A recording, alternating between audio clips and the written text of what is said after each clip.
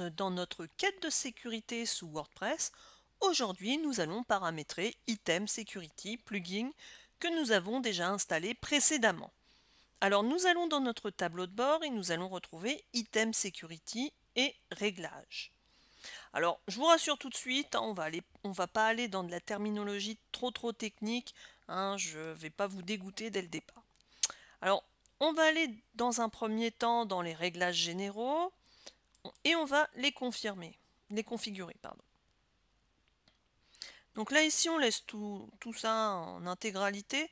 Il y a juste une petite chose que l'on va changer, c'est le seuil de la liste noire. On va mettre 5 blocages. Pourquoi je vais mettre 5 blocages? Tout simplement parce que par exemple, si vous reconnectez depuis un certain temps et que vous ne vous rappelez plus de votre mot de passe, c'est des coups à être bloqués. Donc ça peut être intéressant d'avoir plus d'essais pour ne pas être complètement bloqué sur son site. La liste blanche, alors ça c'est un cas un peu spécifique pour les gens qui travaillent sur leur WordPress hors de leur domicile ou de leur bureau, hein, tout dépend où ils ont créé leur site WordPress. Donc là ici vous pouvez ajouter à la rigueur l'adresse IP du lieu où vous travaillez, hein, pour ne pas être bloqué ultérieurement.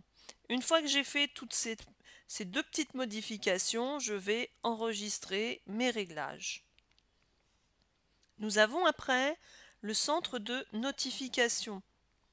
Donc c'est tout simplement, on vérifie, hein, qu'on va bien recevoir en fait les notifications sur notre boîte mail concernant les attaques ou autres, hein, toutes les mises à jour de Item Security. Donc là c'est bien le cas et j'enregistre mes réglages. Alors chose très importante, les détections d'erreurs 404. Alors je vais être très brève. Les erreurs 404, c'est tout simplement si par exemple vous supprimez une page, elle risque encore d'être présente sur le web. Et c'est par là parfois que les hackers rentrent sur votre site. Donc vous avez tout intérêt à activer la détection d'erreurs 404. Par contre, à côté, nous avons le mode absent. Alors ça, c'est par exemple, vous pouvez vous dire, tiens, de telle date à telle date, je ne vais pas utiliser mon WordPress, donc je le mets en mode absent, donc je ne vais pas pouvoir l'utiliser. Donc ça peut être embêtant si vous avez envie justement de l'utiliser sur cette période. Donc moi, pour ce mode-là, je ne l'active pas. Nous allons aller maintenant dans les blocages d'utilisateurs. Donc on va aller configurer nos réglages. Là, on a une liste noire par défaut, que l'on active. Donc c'est la liste noire de hackrepair.com. Si par exemple vous avez détecté des adresses IP qui viennent vous embêter, vous pouvez pourquoi pas les intégrer ici. Et puis c'est tout. Et on va enregistrer de nouveau les réglages. La sauvegarde de la base de données. On va aller configurer aussi les réglages. Alors sauvegarde l'ensemble de la base de données. Donc cocher cette case permettra de sauvegarder l'ensemble des tables de votre base de données, même si elles ne font pas partie de votre site WordPress. Alors attention, si vous êtes en site sur un hébergeur mutualisé, n'allez pas cocher de cette case, hein, parce que vous allez avoir les bases des autres, donc c'est pas forcément intéressant. Donc moi, comme c'est pas le cas, je coche la case. Méthode de sauvegarde. Alors vous avez plusieurs méthodes. Alors moi je vous déconseille de sauvegarder en local seulement, parce que si justement vous êtes hacké, il est probable que vous ne puissiez pas re-rentrer sur votre site. Donc soit vous mettez les deux, en local et par mail, soit par mail seulement. Moi je vais laisser par mail seulement. Des sauvegardes à conserver, j'ai envie de dire que 2 au minimum, c'est plutôt pas mal. Et puis on peut activer là ici en bas la planification des sauvegardes de base de données. Donc si vous travaillez régulièrement, moi c'est ce qui va être, ça va être mon cas, donc moi je laisse 3 jours, hein. Vous définissez ce que vous souhaitez. Et là j'enregistre mes réglages. Donc les détections d'altération de fichiers, donc ça, on peut laisser tel que, hein, on va aller voir un petit peu les réglages. C'est un petit peu plus compliqué et puis il n'y a rien à gérer à l'intérieur. Pareil pour la permission des fichiers, ça se fera un petit peu plus tard, donc vous n'y touchez pas. Protection de force brutale locale, donc on va aller configurer les différents réglages, hein, on va regarder un petit peu ce qui s'y passe. Donc vous voyez là, j'avais changé mes tentatives de connexion, donc on en a mis 5 et 10 au maximum.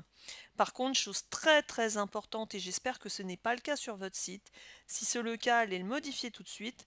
Bloquer automatiquement l'utilisateur admin. Alors, si vous avez, bien souvent, quand on paramètre son site WordPress, on laisse l'identifiant admin, bah, retirez-le tout de suite. Et puis, parce que bah, les hackers, généralement, c'est ce qu'ils tapent en premier pour rentrer sur votre site. Et donc, moi ici, je l'ai bloqué. Et comme ça, je n'aurai pas ce souci non plus. Donc ça, c'est une petite chose à savoir. Alors après, on a le réseau de protection de force brute. On va aller voir un petit peu. Là, c'est pour nous envoyer un mail, etc. Donc là, c'est déjà paramétré et activé. Les exigences de mots de passe. Donc, on va aller voir. Donc là, on va demander des mots de passe forts, c'est-à-dire pour vous protéger davantage. Et pour pouvoir y aller, il faut être administrateur. Donc activez bien surtout le mode fort. Le SSL, donc nous il a déjà été activé, mais on va du coup l'activer ici aussi. Ajustement système, donc on va aller voir cet élément-là. Donc c'est en quelque sorte, ce sont des réglages pour protéger nos différents fichiers. Donc les fichiers système, on peut cocher. Les explorations de répertoire, pareil. Les requêtes, pareil. Tout ce qui est requêtes suspectes aussi. Les caractères non anglais, alors dans la mesure où nous sommes français, ne les bloquez pas parce que ça peut être un petit peu embêtant. Les URL trop longues, c'est pareil, on peut les bloquer. Les permissions d'écriture, donc ça va vous permettre, alors je ne vous l'ai pas expliqué un petit peu plus haut, mais de retirer des permissions d'écriture sur certains fichiers. Chose très très importante, c'est désactiver PHP dans le répertoire upload, c'est-à-dire qu'en gros, vous n'allez pas...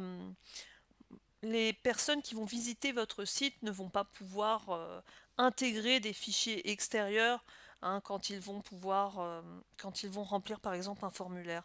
Donc ça, vous cochez bien la case. Et d'ailleurs, vous pouvez le faire sur les autres éléments et on enregistre donc nos réglages. Et ensuite, pour le reste, on va laisser un tout petit peu. Donc, je retourne voir un petit peu ici. Oui, c'est pas forcément très très important. Tout est de toute façon bien fait. Donc voilà pour les paramètres de base pour Item Security, pour pouvoir être protégé au mieux sur votre site web. J'espère que ce tuto vous aura permis donc de configurer cette extension et je vous dis à bientôt pour un autre tuto.